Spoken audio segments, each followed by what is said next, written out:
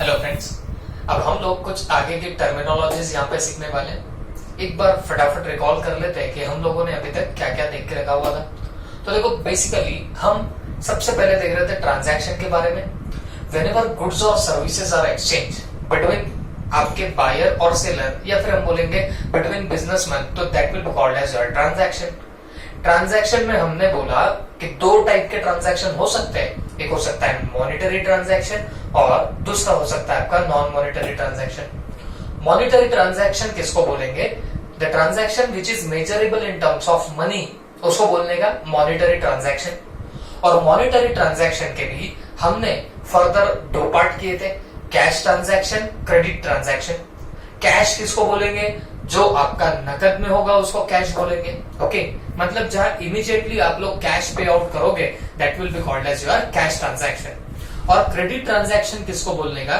जब आप immediately cash pay out नहीं करते, तो that transaction will be called as what? Your credit transaction. Okay, तो ये सब हमने साइड में ले लिया। फिर क्रेडिट ट्रांजैक्शन ये तो हो गया। फिर हम लोग बात कर रहे थे नॉन मॉनेटरी ट्रांजैक्शन की। तो नॉन मॉनेटरी में हमने बोला था जैसे होता है बार्टर। ओके, उसके बाद हम लोग और थोड़ा सा आगे बढ़े। आगे जाके हम लोगों ने देखा था कैपिटल वर्ड का मीनिंग। कैपिटल क्या होता है बताना? Total amount invested into the business will be called as what? Your capital. उसको हम लोग क्या बोलते हैं? कैपिटल बोलते हैं। बेटा इसको और एक लाइन थी, क्या लाइन बताई गई थी बताना? Excess of assets over liabilities, इसको भी क्या बोलने का? कैपिटल बोलेंगे। ओके, फिर इसके बाद हम लोगों ने देखा था ड्रॉविंग्स किसको बोला जाता है। तो आपको याद होगा ड्रॉविंग्स का मतलब होता है जब भी कोई बिजनेसमैन अपने पर्सनल पर्पस के लिए या तो बिजनेस से पैसा निकाले या फिर कोई गुड्स निकाले बिजनेस के अंदर से, तो उसको क्या बोला जाएगा? उसकी ड्रॉविंग बोला जाएगा। ओके, पर्सनल यूज के लिए बिजनेस में से या तो पैसा निकाल रहे हो या तो आप लोग कोई गुड्स निकाल रहे हो, उसको आप लोग बोलने वाले हो उसकी ड्रॉविंग्स। ओके, फिर हम लोग और आगे चले गए। आगे जाके हम लोगों ने देखा था एंट्री किसको बोला जाता है। तो बेटा एंट्री मैंने पिक्चराइज करा के दे दिया था कैसे मारी जाती है। सिस्टमैटिक रिकॉर्डिंग ऑफ ट्रांजैक्शन, उसको एंट्री बोलते हैं। उसके बाद नरेशन होता है। वो एंट्री है किस चीज की, उसका ब्रीफ एक्सप्लेनेशन जो दिया जाएगा उसको हम लोग क्या बोलने वाले बताना? नरेशन बोलने वाले। आई होप सबके दिमाग में जा रहा होगा। ठीक है, और फिर इसके बाद हम फिर भी रुके नहीं, थके नहीं, आगे बढ़ते गए। आगे बढ़ के हम लोगों ने एक और चीज देखी थी, डेटर एंड क्रेडिटर। बेटा डेटर किसको बोलेंगे? The person who has to pay to the business. Okay, that person will be called as what? Debtor. यहाँ पे हम लोग बोलते थे भाई पर्सन ओज टू द बिजनेस, मतलब उस पर्सन ने पैसे देने बाकी है किसको? बिजनेस को, उसको बोलेंगे हम लोग डेटर। अपने गावरान भाषा में क्या बोल रहे हो? जिससे पैसे आने बाकी, उसको क्या बोलेंगे? डेटर। लेकिन हमेशा याद रखना, ये क्यों पैसे देना बाकी होता है, मतलब क्यों पैसे आने बाकी होते हैं? Because you have given him goods और services. Okay, a person who has to pay to the business for providing goods और सर्विसेज बाय द बिजनेस। अगर बिजनेस ने गुड्स और सर्विसेज दी उस बंदे को और उसके बदले में उसे उनको पैसे देने थे, तो वो बंदा कौन बन जाएगा? डेटर बन जाएगा। ओके, उसके बाद हम लोगों ने देखा था क्रेडिटर, जो इसका एग्जैक्टली अपोजिट है। The person to whom business has to pay, ऐसा बंदा जिसको बिजनेस को देना है for providing goods and services. उस बंदे ने बिजनेस को गुड्स एंड सर्विसेज प्रोवाइड करी तो उसको देना बाकी था पैसा, इसके लिए उसको क्या बोलने का? क्रेडिटर। गावरान भाषा में क्या बोलेंगे? जिसको पैसे देना बाकी, amount is payable to whom, that person will be called as what? Your creditor. I hope सबके दिमाग में जा रहा होगा। ओके, तो इतनी सब बातें हम लोगों ने देख के रख दी। इसके बाद भी हम रुके नहीं, थके नहीं, आगे बढ़ते गए। आगे बढ़ के हम लोगों ने देखा था एक्सपेंडिचर। अरे याद आ रहा है एक्सपेंडिचर?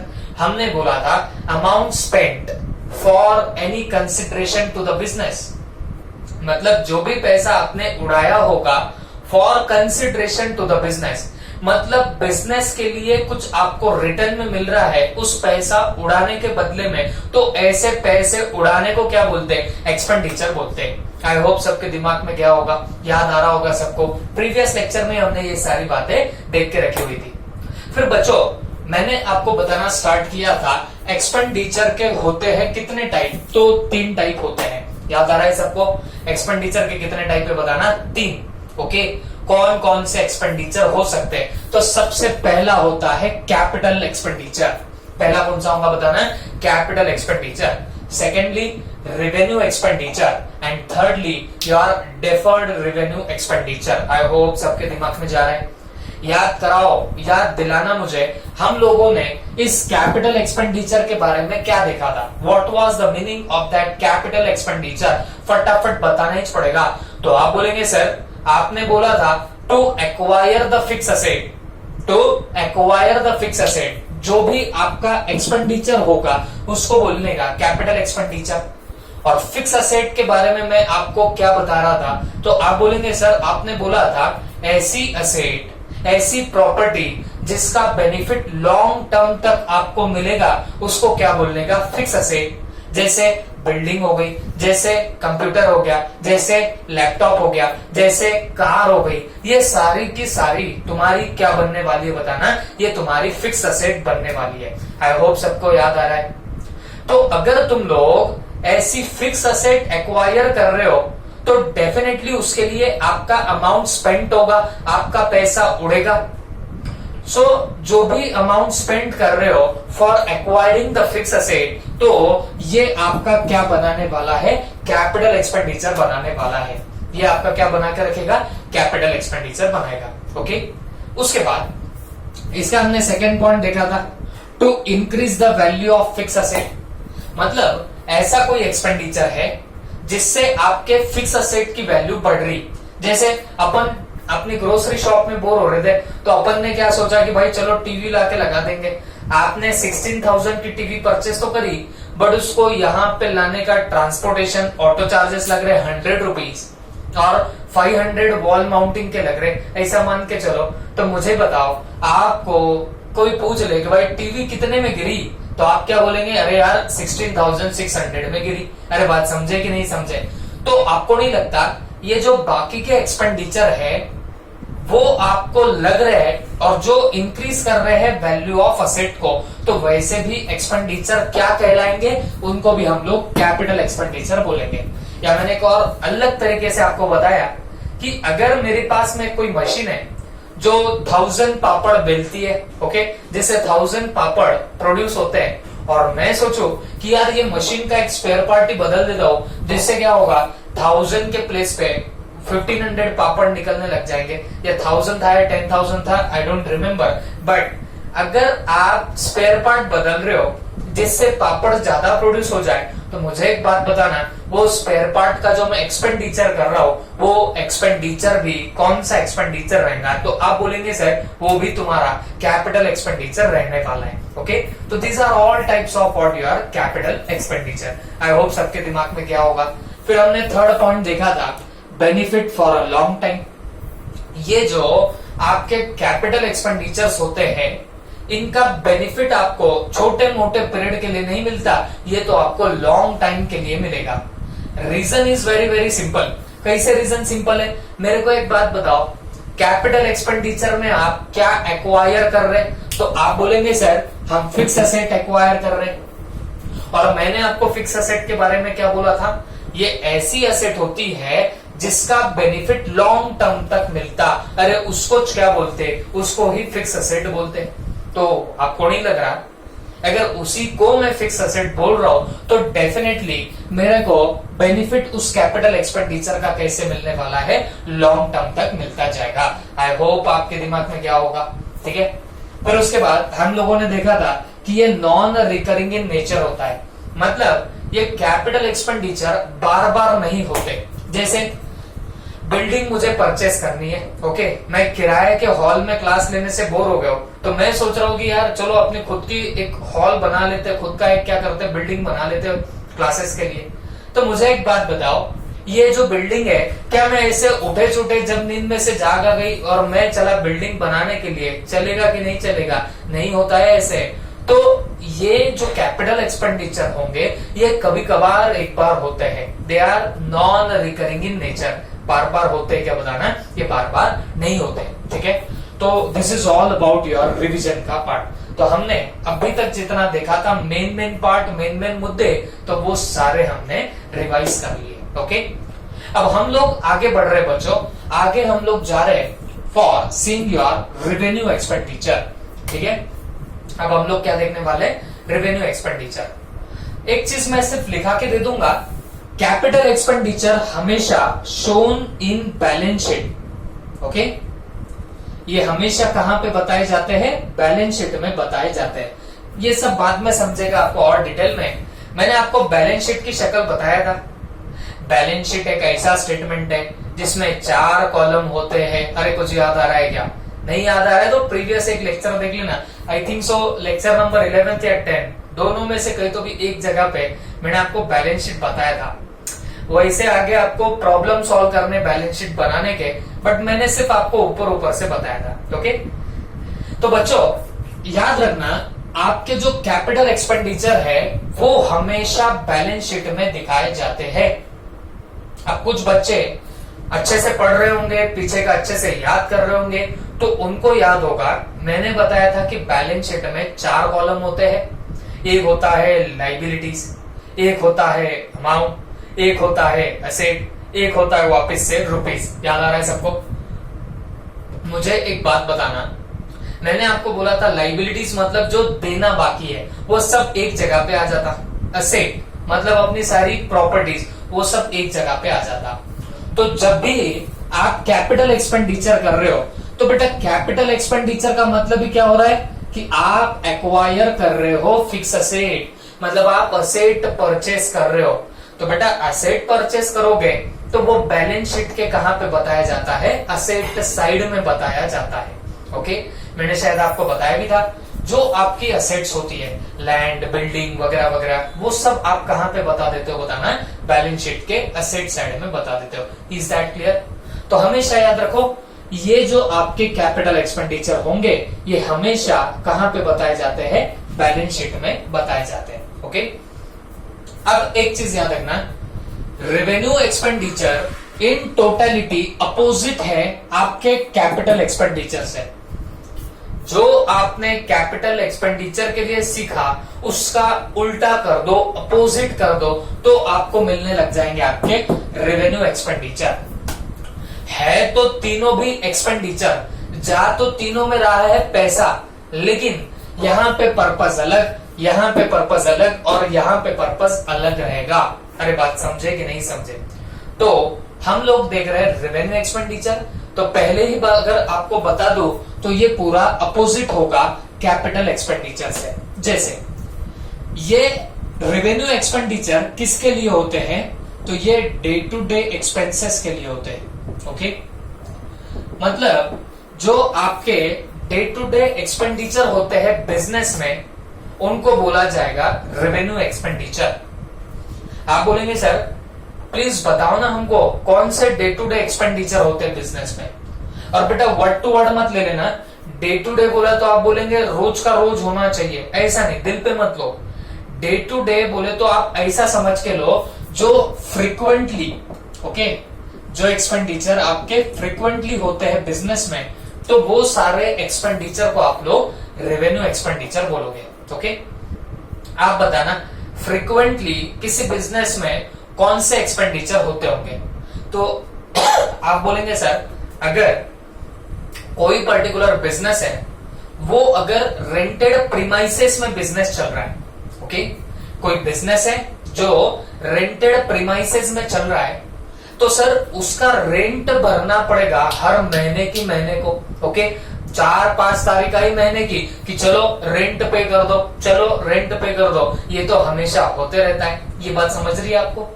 तो आपको नहीं लग रहा कि आपको हमेशा हमेशा क्या करना पड़ेगा, आपको रेंट पे करना पड़ेगा, हर मंथ के बाद आपको रेंट पे करना पड़ेगा। तो एक बिजनेस के एंगल से सोचो भाई, आपको नहीं लगता कि ये जो एक्सपेंडिचर है ये हमारा डे टू डे एक्सपेंडिचर है, या मैं बोलूंगा फ्रीक्वेंटली आपको ये ऐसा एक्सपेंडिचर करना पड़ रहा है। तो जो एक्सपेंडिचर आप फ्रीक्वेंटली कर रहे, तो उसको आप लोग क्या नाम दोगे, रेवेन्यू एक्सपेंडिचर। उसके अलावा किसी बिजनेस में एक एम्प्लॉय लगाया हुआ है, ओके, अब मान लो आपकी ग्रोसरी शॉप है, पता है ना आपको, तो आप एक ग्रोसरी शॉप वाले हो, शॉपकीपर हो, और आपको ज्यादा उठना बैठना पसंद नहीं आता, आप ऐसे टाइप के लोग हो कि आप एक जगह पे बैठ गए तो बस बैठ गए, सर उठाना ही मत हमको, ओके। तो आप ऐसी मेंटेलिटी के हो, मान लो, ठीक है। तो आपने क्या किया, आपने एक बंदे को लगा दिया। अब जैसे कस्टमर आता है, लेट्स से मैं आया आपके पास में, मैं बोलता हूँ सर मैं कैडबरी चाहिए, तो आपने क्या किया, आपने सीधे इशारा किया आपके उस पर्टिकुलर वर्कर के पास में, और वर्कर क्या करता है बताना, कैडबरी लाके देता है। आप सिर्फ क्या कर रहे हो बताना, पैसे लेते हो पैसे देते हो, दैट्स इट, यही काम आपका है, ठीक है। मुझे एक बात बताओ, वो जो वर्कर आपने रखा है वो फोकट में काम करता है आपके पास में? जवाब है नहीं। वो तो आपसे क्या करेगा, हर मंथ के मंथ आपसे सैलरी चार्ज करेगा। वो बोलेगा भाई 1 तारीख आई, आपके पास आएगा, सर मैडम सैलरी कर दो, 1-2 तारीख आ चुकी है। अब आपको नहीं लगता हर महीने के बाद, हर मंथ के बाद आपको उसे सैलरी देनी ही पड़ेगी, आपको उसे सैलरी देनी ही पड़ेगी। तो आपको समझ में नहीं आ रहा कि ये और एक ऐसा एक्सपेंडिचर है जो आप लोग फ्रिक्वेंटली कर रहे हो, बार बार कर रहे हो, ओके। तो ऐसे एक्सपेंडिचर जो बिजनेस में बार बार होते रहेंगे, ये सारे तुम्हारे कौन से एक्सपेंडिचर होंगे, रेवेन्यू एक्सपेंडिचर होंगे। और क्या एग्जांपल दे सकते हो, आप ग्रोसरी शॉप वाले हो, आप बैठे हो वहां पे, ओके, तो आपका थर्ड पार्ट होता है कुछ, बैठे बैठे बोर होते हो, तो आपको दोपहर के टाइम में चाय चाहिए, मॉर्निंग में गए दुकान जैसे ओपन करी चाय चाहिए, आपको भी चाहिए, तो आपका वर्कर के आपका मुंह देखेगा नहीं, उसके लिए भी चाय लानी पड़ेगी। तो ऐसा पकड़ के चलो कि दिन में से 3 टाइम 2 कप चाय आती है आपके शॉप में, ओके। तो आपको नहीं लगता कि आपको इसका भी पेमेंट करना पड़ेगा, ये चाय पानी का भी एक्सपेंडिचर ही होता है। तो ये भी कैसा एक्सपेंडिचर है, डे टू डे एक्सपेंडिचर है, फ्रिक्वेंटली आपका ये एक्सपेंडिचर हो रहा है। उसके अलावा इलेक्ट्रिसिटी का बिल आ रहा है, ओके, उसके अलावा टेलीफोन वगैरह वगैरह वगैरह। तो ये जितने भी आपके खर्चे बार बार होते हैं बिजनेस में, फ्रिक्वेंटली होते हैं बिजनेस में, तो वो सारे एक्सपेंडिचर को हम लोग कौन सा एक्सपेंडिचर बोलने वाले, रेवेन्यू एक्सपेंडिचर बोलने वाले। बात समझ में आ रही है सबको? तो this is nothing but your revenue expenditure, है कि नहीं? टोटली अपोजिट आपके कैपिटल से। कैपिटल एक्सपेंडिचर क्या बोलता है, कभी कभार एक बार किया जाएगा। जैसे बिल्डिंग रोज रोज लेते हैं क्या? नहीं, कभी कभार एक बार ली जाएगी। लैपटॉप कंप्यूटर कभी कभार एक बार लिया जाएगा। गाड़ी कभी कभार एक बार ली जाएगी। तो इन शॉर्ट जो आप कभी कभार एक बार लेते हो, जो नॉन रिकरिंग इन नेचर है, तो वो होते हैं कैपिटल एक्सपेंडिचर। वो कौन सा रहेंगे?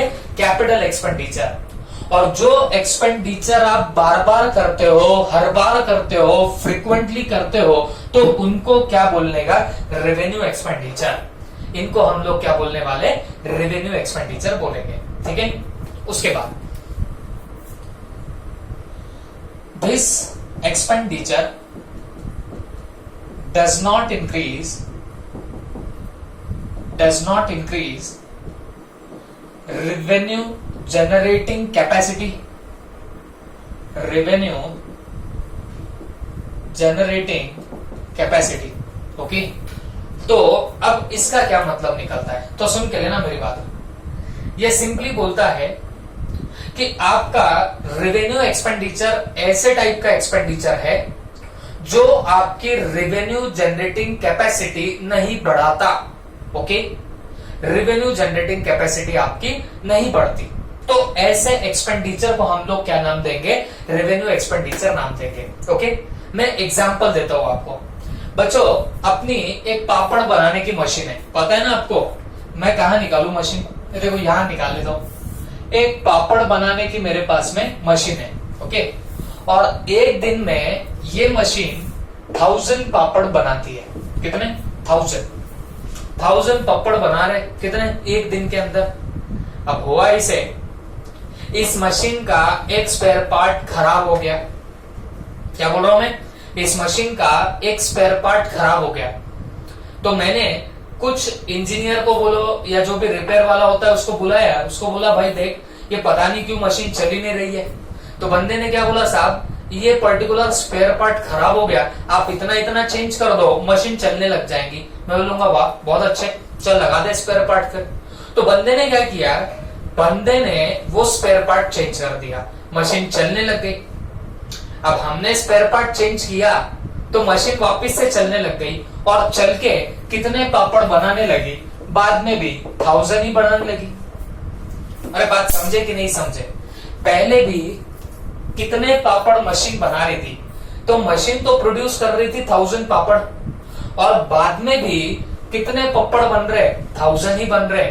तो मुझे एक बात बताओ, मुझे एक बात बताना, क्या वो स्पेयर पार्ट चेंज करने से, वो मशीन का एक पुर्जा स्पेयर पार्ट वो चेंज करने से क्या मेरी रेवेन्यू जनरेटिंग कैपेसिटी बढ़ रही?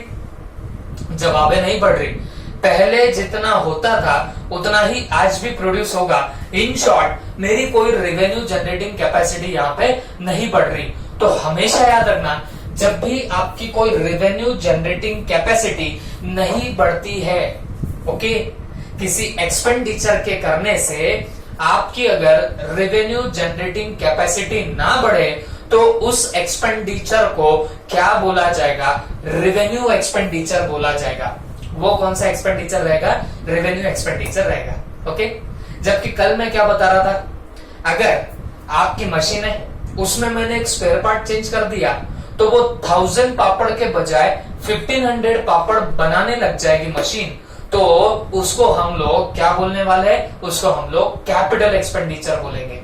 तो हमेशा याद रखो, अगर आपके किसी एक्सपेंडिचर से रेवेन्यू जनरेटिंग कैपेसिटी बढ़ती है, रेवेन्यू जनरेटिंग कैसे? रेवेन्यू का मतलब होता है इनकम, जनरेटिंग कैपेसिटी मतलब क्या? इनकम कमाने की कैपेसिटी बढ़ जाना। कैसे इनकम बनाने की कैपेसिटी बढ़ेगी?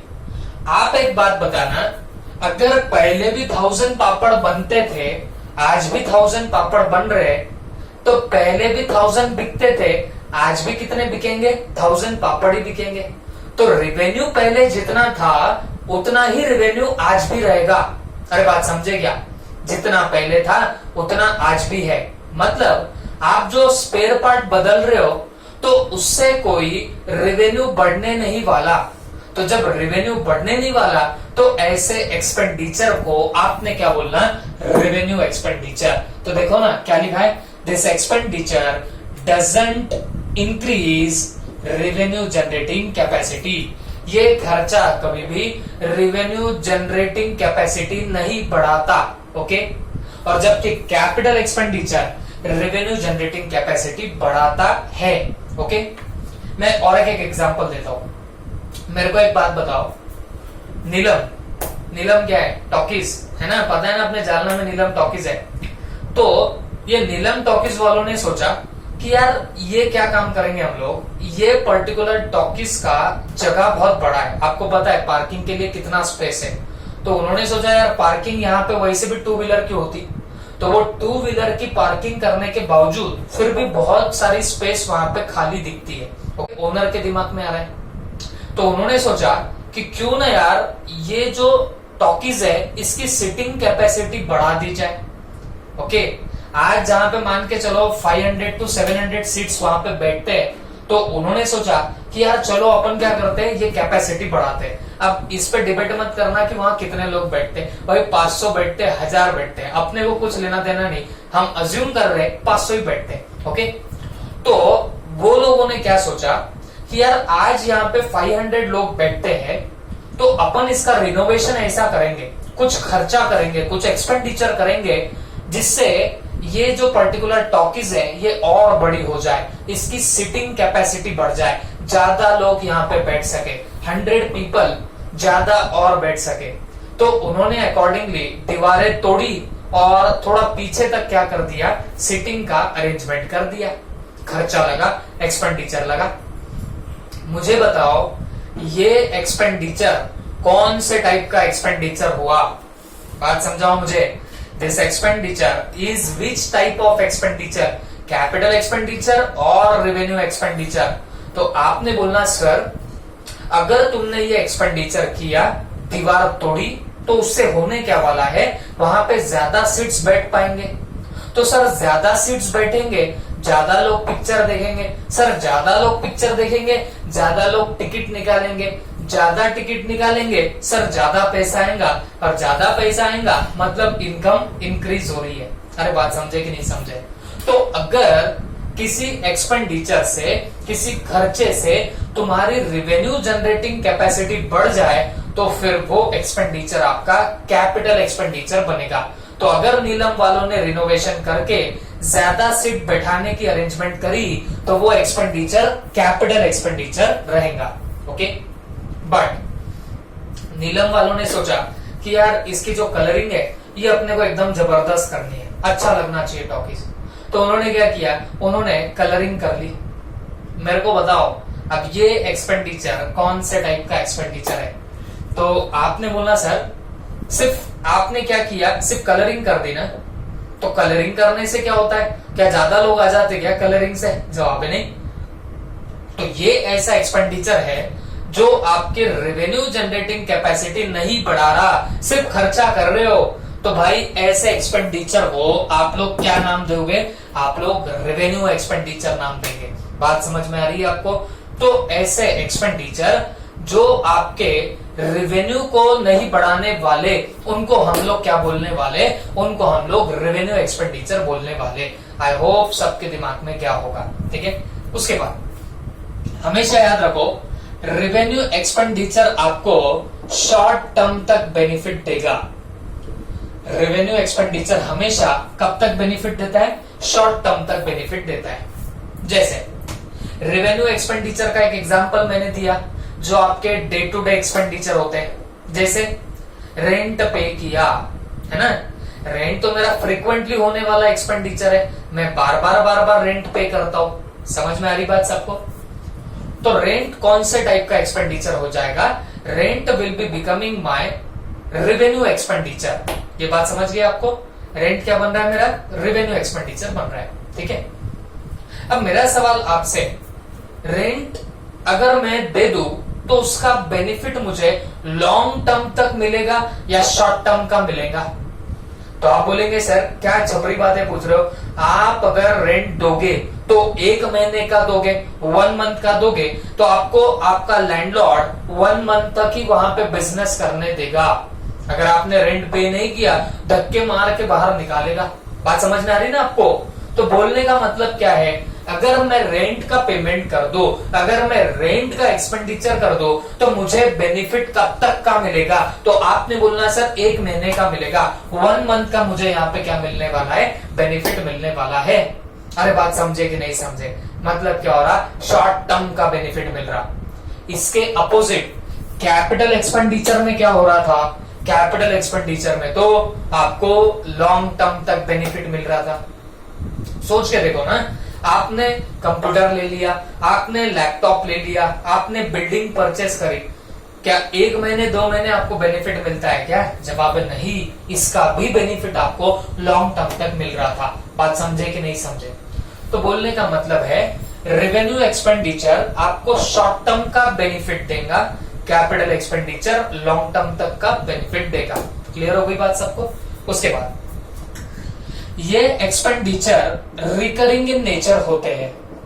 ओके, ये एक्सपेंडिचर रिकरिंग इन नेचर होते हैं, मतलब ये खर्चे बार बार होने लगते हैं। ये एक्सपेंडिचर बार बार होते हैं।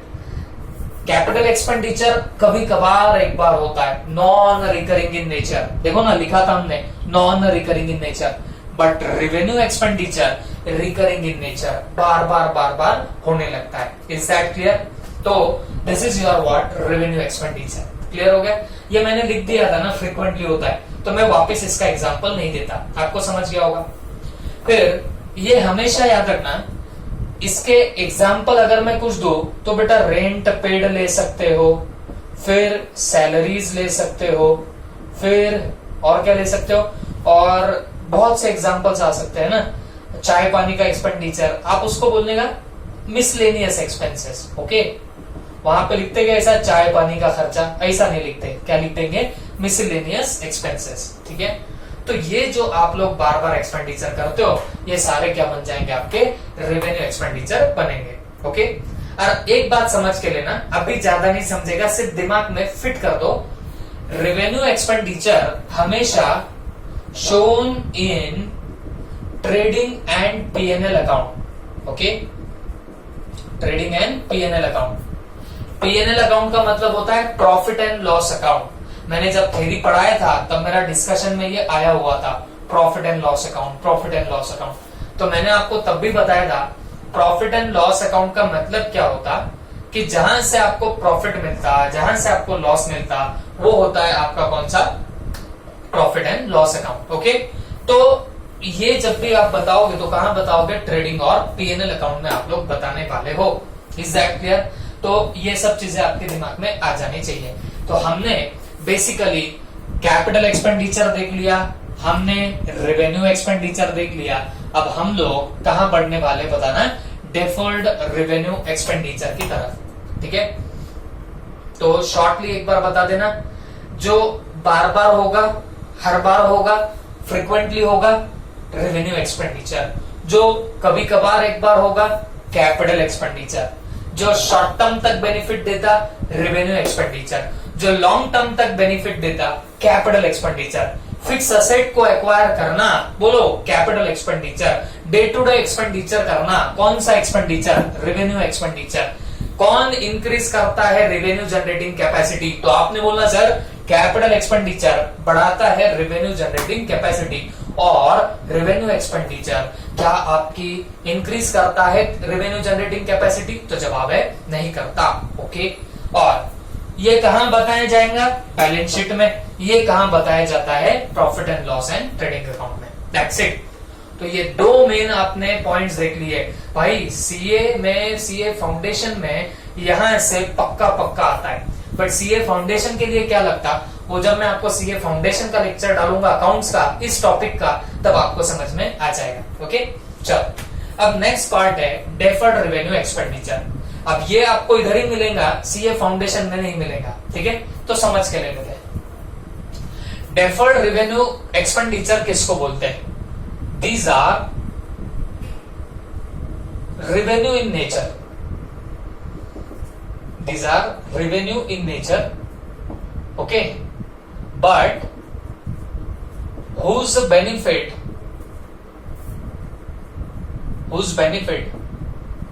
will be getting for long period.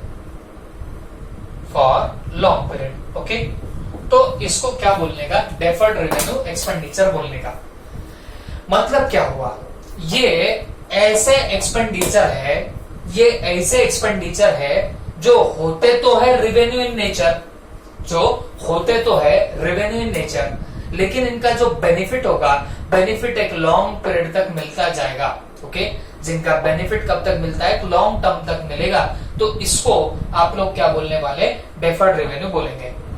तो एक बात बोलो, तो ये हाइब्रिड जैसे है, होते तो रेवेन्यू इन नेचर है, मतलब होते तो बार बार है, हर बार आप ये एक्सपेंडिचर करते हो, बार बार एक्सपेंडिचर करते हो, लेकिन इनका जो बेनिफिट है ना, इनका बेनिफिट लॉन्ग टर्म तक मिलता। तो रेवेन्यू के जैसा है। क्यों रेवेन्यू के जैसा? क्योंकि फ्रीक्वेंटली ये खर्चा करते हो, बट थोड़ा बहुत तो कैपिटल एक्सपेंडिचर के जैसा भी है। क्यों? क्योंकि वो कैपिटल एक्सपेंडिचर होता रहे जिसका बेनिफिट लॉन्ग टाइम तक मिलता। तो इन शॉर्ट इसमें दोनों का कॉम्बो है। ओके, होता तो बार बार है, बट बेनिफिट तो मोर देन 1 ईयर देता है, बेनिफिट तो लॉन्ग टर्म तक देता है। तो ऐसे एक्सपेंडिचर को क्या बोलेंगे बताना, डेफर्ड रेवेन्यू एक्सपेंडिचर बोलने का। Okay, this types of expenditures will be called as what your deferred revenue expenditure. ठीक है, अब जैसे मैं एग्जांपल देता हूं आपको। अब बच्चों हमारे लिए डेफर्ड रेवेन्यू एक्सपेंडिचर क्या होगा, तो हमारे लिए याद रखना, एडवर्टाइजिंग जो होती है ना बच्चों, एडवर्टाइजिंग, तो ये एडवर्टाइजिंग हमारे लिए डेफर्ड रेवेन्यू एक्सपेंडिचर का काम करता। कैसे, मैं आपको बताता हूं।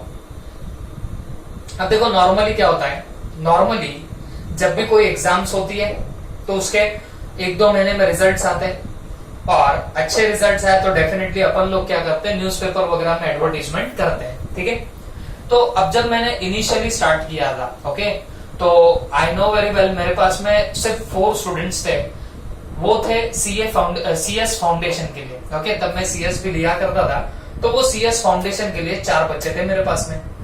तो बेटा वो बहुत इनिशियल स्टेज पे मेरी बैच हुई थी, वो अप्रोक्स मैं बोलता हूँ आपको 2016 के मिड में मैंने वो बैच स्टार्ट कर दी थी। तब तो कोई नहीं था मेरे साथ में, तब मैं अकेला ही क्लास लिया करता था। ओके, तो मेरे पास में 4 स्टूडेंट हुआ करते थे, तो अकॉर्डिंगली मैंने उनके क्लास लिए, अच्छे से तैयारी कराई। वो भी डेफिनेटली बहुत होशियार थे, उन्होंने बहुत ढंग से पढ़ाई की और वो 4 में से 3 स्टूडेंट पास हो गए और एक बच्ची जो थी वो all over India 24th rank निकाली। कितना? All over India 24th rank निकाली। ठीक है, अब हुआ इसे था कि मेरा एकदम मेरे पढ़ाई के बीच में क्लास वास चालू करने के पीछे रीजन तो एक ही था भाई, फाइनेंशियल प्रॉब्लम, नो डाउट। तो मैंने चालू तो कर दिया और देखा कि यार ये एक पर्टिकुलर बच्ची है जो ऑल ओवर इंडिया रैंक ला रही है। और बेटा CA/CS की exam all over India level पे होती है। अभी जैसे तुम 10th की एग्जाम दे रहे हो, ये कैसा होता है, महाराष्ट्र बोर्ड है ना, तो रैंक वैंक आया भी, अभी तो वैसे निकलता भी नहीं है, बट आया भी तो महाराष्ट्र मधुन पहली, महाराष्ट्र से फर्स्ट आए, सेकंड आए, ऐसी बात होती है। बट उस बच्ची का पूरे ऑल ओवर इंडिया से 24th रैंक आया था। Okay, which was very big thing for me and my student also, definitely. Okay, अब क्योंकि तब मैंने जैसे बताया भाई चालू ही किया है फाइनेंशियल प्रॉब्लम की वजह से, और तब ऐसे लगा कि यार ये बच्ची अगर इतना जबरदस्त रिजल्ट निकाल रही है तो यार इसकी पब्लिसिटी तो करनी चाहिए। ओके, मतलब एटलीस्ट उसको भी लगे कि यार सर ने कुछ तो भी थोड़ा बहुत किया, एंड सेकेंड थिंग अपने को भी लगे, लोगों को भी पता चले कि इन्होंने देखो 4 स्टूडेंट थे, उसमें से इतना इतना रिजल्ट आया और वो भी एक रैंकर निकली। तो फिर अकॉर्डिंगली मैंने क्या कर दिया, मैंने बस न्यूज़पेपर में एडवर्टीजमेंट दी, वो भी एक एडवर्टीजमेंट छोटी सी दिया था, दैट्स इट, काम खत्म, उसके अलावा कुछ नहीं कर पाया। अब क्योंकि एडवर्टीजमेंट में नहीं भी बोला तो अच्छा खासा लग जाता है, तो अकॉर्डिंगली मैंने तब एडवर्टीजमेंट नहीं दी थी। ओके, सिर्फ एक न्यूज़पेपर में दे दी। अब वो एक न्यूज़पेपर में मैंने जो एडवर्टीजमेंट दी थी बच्चों, तो हुआ इसे, एक पर्टिकुलर CA थे अपने ही जानना के, तो उनके घर में वो पर्टिकुलर एडवर्टीजमेंट गई। ठीक है, उनके घर में वो एडवर्टीजमेंट गई, उन्होंने देख लिया और उनके दिमाग में अपने क्लास का नाम फिट बैठ गया, अच्छा अच्छा ये ऐसा ऐसा है। ओके, अब क्योंकि एक ही दिन की एडवर्टीजमेंट थी, छोटी सी एडवर्टीजमेंट थी, तो इतना वेल नोन नहीं होता है काफी लोगों को। ओके, बहुत ज्यादा लोगों को पता नहीं चलता। जिस दिन जिसने वो पेपर पढ़ा होगा उसको एडवर्टीजमेंट दिखी होगी, और बहुत लोगों का तो ध्यान भी नहीं जाता छोटी होने की वजह से। ओके, बट अकॉर्डिंगली वो CA जो थे उनके दिमाग में बैठ गया कि यार यहाँ पे ऐसा ऐसा क्लास है जिसमें एक बच्ची को ऐसे ऐसे मार्क्स मिले। ओके, हुआ क्या, हुआ ऐसे, उन्होंने ध्यान में क्यों रखा, क्योंकि उनकी कोई भांजी थी जो शायद कोई खेड़े पाड़े में रहती थी, एंड अकॉर्डिंगली जब वो बच्ची उस टाइम को 10th में थी, फिर जैसे उसका 10th हुआ, 11th हुआ, 12th हुआ, तो उन पर्टिकुलर CA ने डायरेक्टली मुझसे कांटेक्ट किया कि यार ये बच्ची है, ये भी ये पर्टिकुलर कोर्स करना चाहती है, क्या आप लोगे? तो एज यूजुअल मैंने पूछा यार सर रेफरेंस किसने दिया आपको? तो उन्होंने मेरे को बताया कि यार तुम्हारी देखो मैंने 2 साल पहले एडवर्टीजमेंट देखी थी, तो उस एडवर्टीजमेंट से मेरे को आपका याद था, एंड अकॉर्डिंगली मैंने तभी डिसाइड कर लिया था कि मेरी भांजी को आपके पास में भेज दूंगा। ओके, तो मुझे एक बात बताओ, अब ये एग्जाम्स वगैरह जो होती थी, एग्जाम्स के बार बार रिजल्ट आते हैं। जैसे अगर CA/CS की बात करो तो साल में से 2 एग्जाम्स तो हो ही जाती है। ओके, और 2 एग्जाम्स में अगर अच्छे रिजल्ट्स आ गए तो एडवर्टीजमेंट करना हमारे लिए तो फ्रिक्वेंट टास्क हो जाता है। हम लोग तो बार एडवर्टीजमेंट करते हैं, मतलब साल में अगर 2, 3, 4 बार भी कर दिया, इसका मतलब हम लोग बार एडवर्टीजमेंट कर रहे हैं। तो ये जो बार एडवर्टीजमेंट कर रहे हैं, तो आप मेरे को बताना, ये आपको नहीं लगता है तो रेवेन्यू इन नेचर है? तो कैसा रेवेन्यू इन नेचर, बार कर रहे हो तो रेवेन्यू इन नेचर है, बट उसका बेनिफिट जो है ना, वो बेनिफिट आपको लॉन्ग टाइम तक मिलता। अब जैसे वो एडवर्टीजमेंट, अब तब मैंने किया था 2 साल पहले, जब इनिशियली स्टार्ट किया था तब एडवर्टीजमेंट की थी, उसका बेनिफिट मुझे 2 साल के बाद हुआ। अरे बात समझे कि नहीं समझे?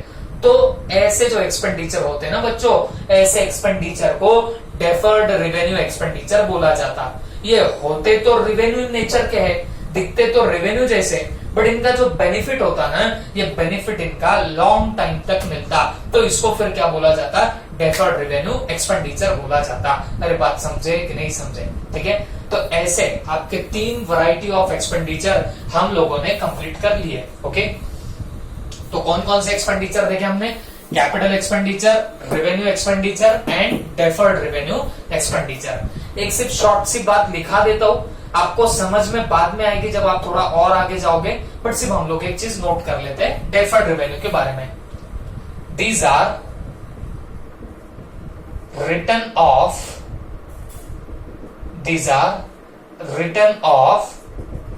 To P&L account unamortized amount shown in balance sheet. Okay, जब भी मैं BS लिखता हूं तो BS का मतलब क्या होता है? Balance sheet. ओके, अब देखो क्योंकि ये आपको भी लग रहा होगा हाइब्रिड टाइप का, ये हाइब्रिड ही है ना, होता रेवेन्यू टाइप का है बट जिसका बेनिफिट लॉन्ग टर्म तक मिलता, मतलब रेवेन्यू टाइप का है, बार बार होता है बट बेनिफिट लॉन्ग टर्म तक मिलता। तो इसके लिए इसको तीसरी जात का बना दिया डेफर्ड रेवेन्यू एक्सपेंडिचर, जिसमें दोनों के कैरेक्टरिस्टिक्स इन्वॉल्व है। ओके, तो ऐसा आपका क्या बनने वाला है? डेफर्ड रेवेन्यू एक्सपेंडिचर बनेगा। अरे समझे कि नहीं समझे? ओके, अब मुझे एक बात बताना, क्योंकि इसमें दोनों के कैरेक्टरिस्टिक्स है, कैपिटल एक्सपेंडिचर बैलेंस शीट में रहता, रेवेन्यू एक्सपेंडिचर ट्रेडिंग और प्रॉफिट एंड लॉस में रहते हैं। ये P&L लिखा, इसका मतलब क्या होता? Profit and loss account. तो ये जो डेफर्ड है इसमें तो दोनों के कैरेक्टरिस्टिक्स है, तो इसके लिए इसकी ट्रीटमेंट ऐसी होती है, ये राइट ऑफ होते हैं प्रॉफिट एंड लॉस में। राइट ऑफ का मतलब अभी नहीं समझेगा, अभी सिर्फ याद रखो, ये राइट ऑफ होते हैं P&L में, और अनअमोर्टाइज्ड अमाउंट कहां पे बताई जाती है? Balance sheet. आप बोलेंगे सर अनअमोर्टाइज क्या होती है? ये भी आपको नहीं समझेगा, दिमाग मत लगाओ, सिर्फ आप इतना समझो इसका कुछ पोर्शन झूलते रहता है बैलेंस शीट में और कुछ पोर्शन कहां चला जाता है? प्रॉफिट एंड लॉस में। ओके, तो आज हमने ये टाइप्स ऑफ एक्सपेंडिचर का ये बड़ा इंटरेस्टिंग सा पार्ट भी हमने कंप्लीट कर लिया। आई होप सबके दिमाग में गया होगा। ठीक है, प्लीज नोट इट डाउन और अच्छे से इसको रिकॉल कर लेना। Okay, note it down.